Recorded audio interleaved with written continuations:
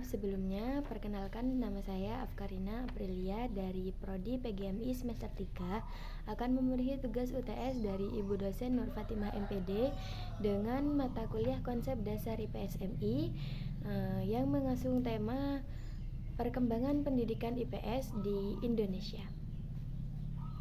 Yang saya muliakan pengasuh Pondok Pesantren Zainul Hasan Genggong, yakni Kiai Haji Mutawakil Allah SHMM, dan tak lupa pula Bapak Rektor Universitas Islam Zainul Hasan Genggong, yakni Bapak Dr. Abdul Aziz Wahab MAG.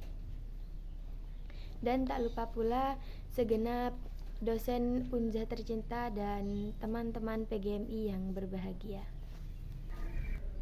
Baik, di sini saya akan memberikan gambaran tentang peta konsep yang saya buat dengan judul Perkembangan Pendidikan IPS di Indonesia.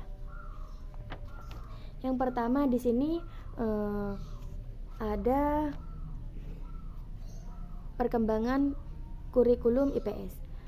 Yang pertama itu ada pendidikan IPS dalam kurikulum 1964.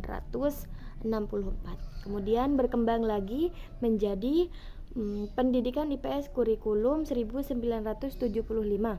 Kemudian berkembang lagi menjadi pendidikan IPS kurikulum 1984 dan kemudian berkembang lagi menjadi pendidikan IPS kurikulum 1994 dan yang kelima berkembang lagi menjadi pendidikan IPS kurikulum 2013 dan yang terakhir ada pendidikan IPS di dalam kurikulum merdeka. Dan di sini ada sedikit pembagian tentang pembelajaran IPS. Yang pertama ada sejarah. Biasanya sejarah membahas tentang tradisi yang ada di suatu daerah atau wilayah tertentu. Kemudian ada geografis. Geografi biasanya membahas tentang lokasi bumi atau tata letak bumi seperti pegunungan termasuk ke dalam dataran tinggi dan pesisir termasuk dalam dataran rendah. Dan ini ada antropologi, biasanya membahas tentang fosil atau budaya. Biasanya fosil yang dibahas tentang perkembangan manusia atau perubahan manusia dari zaman purba hingga zaman saat ini. Ada yang mengatakan bahwa manusia itu dari monyet, ada juga yang mengatakan dari apalah seperti itu. Kemudian ada ekonomi. Ekonomi biasanya di sini membahas tentang keuangan. Biasanya berhubungan dengan bank-bank seperti itu. Dan yang terakhir ada sosiologi. Di sini sosiologi biasanya membahas tentang hubungan antar masyarakat. Bagaimana masyarakat hidup dalam suatu kelompok, mendiami lokasi tersebut antara memang ada beberapa orang yang tinggal di tempat itu hanya karena dekat dengan tempat kerjanya. Misalnya orang yang merantau ke Bali atau merantau ke Madura, seperti itu. Pendidikan IPS tentunya memiliki tujuan, yakni untuk membentuk warga masyarakat Indonesia yang paham dan mampu menganalisis kondisi yang terjadi di masyarakat pada saat ini. Tentunya agar tidak terjadi kesenjangan sosial, tidak terjadi pertengkaran, tidak terjadi sesuatu yang tidak diinginkan oleh warga masyarakat Indonesia. Di dalam kurikulum 1964 itu adalah kurikulum yang terakhir yang termasuk pada masa Orde Lama. Pada saat itu, kurikulum 1964 terdapat pertentangan antara komunis dengan rakyat, di mana terjadi perpecahan kelompok untuk mata pelajaran ilmu pengetahuan sosial. Yang pertama ada kelompok dasar yang bertujuan untuk membentuk kepribadian siswa yang sesuai dengan tujuan pendidikan nasional. Kemudian yang kedua ada kelompok cipta. Kelompok cipta ini mempelajari tentang sejarah dan geografi yang ada di Indonesia. Dan berikutnya ada pendidikan ilmu pengetahuan sosial dalam kurikulum 1975. Model perkembangan kurikulum 1975 menjadi lebih jelas dan lebih terarah karena pada masa itu sudah mulai memasuki masa Orde Baru.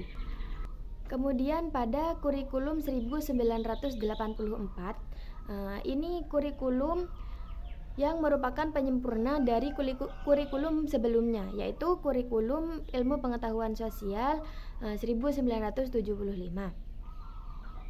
Nama ilmu pengetahuan sosial hanya digunakan untuk menyebutkan mata pelajaran pada tingkat dasar seperti SD atau MI. Namun ketika MTS atau SMP akan menjadi pelajaran seperti sosiologi, antropologi, hukum, dan sejarah. Kemudian berikutnya ada pendidikan ilmu pengetahuan sosial dalam kurikulum 1994. Sesuai dengan keputusan Kemendikbud nomor 060 Undang-Undang Dasar 1993 disebutkan bahwa pada jenjang pendidikan tingkat SD atau MI terdapat mata pelajaran yang disebut dengan ilmu pengetahuan sosial atau disingkat dengan IPS yang mencakup ilmu bumi, ilmu sejarah yang biasanya termasuk dalam kategori pendidikan nasional, dan yang terakhir ada mata pelajaran ekonomi. Dari kurikulum ilmu pengetahuan sosial tahun 1994 dikembangkan lagi menjadi kurikulum pendidikan ilmu pengetahuan sosial 2024, yakni pengetahuan sosial disatukan dengan pendidikan kewarganegaraan. Dipelajari siswa mulai dari kelas 1 MI atau SD sampai dengan kelas 6 SD. Ilmu pengetahuan sosial merupakan korelasi dari berbagai disiplin ilmu seperti ilmu sosiologi, antropologi, sejarah, ekonomi, dan geografi. Termasuk juga dalam ilmu politik yang merupakan broadfield antara geografi, sejarah, ekonomi, dan pengetahuan kewarganegaraan pada kurikulum 2024. Dan yang terakhir di sini ada kurikulum 2013. Salah satu ciri-ciri dari kurikulum 2013 khususnya untuk tingkat SD atau MI adalah bersifat tematik integratif, yaitu mata pelajaran IPA dan IPS disatukan menjadi satu kesatuan dan disebut dengan mata pelajaran IPAS. Prosesnya, tema-tema yang ada pada pelajaran itu diintegrasikan ke dalam sejumlah mata pelajaran. Dalam kurikulum 2013 memuat kompetensi inti dasar dan kompetensi inti. Dan yang terakhir ada kurikulum merdeka. Kurikulum merdeka baru saja diterapkan sejak pada masa Kementerian Pendidikan Bapak Nadiem Makarim.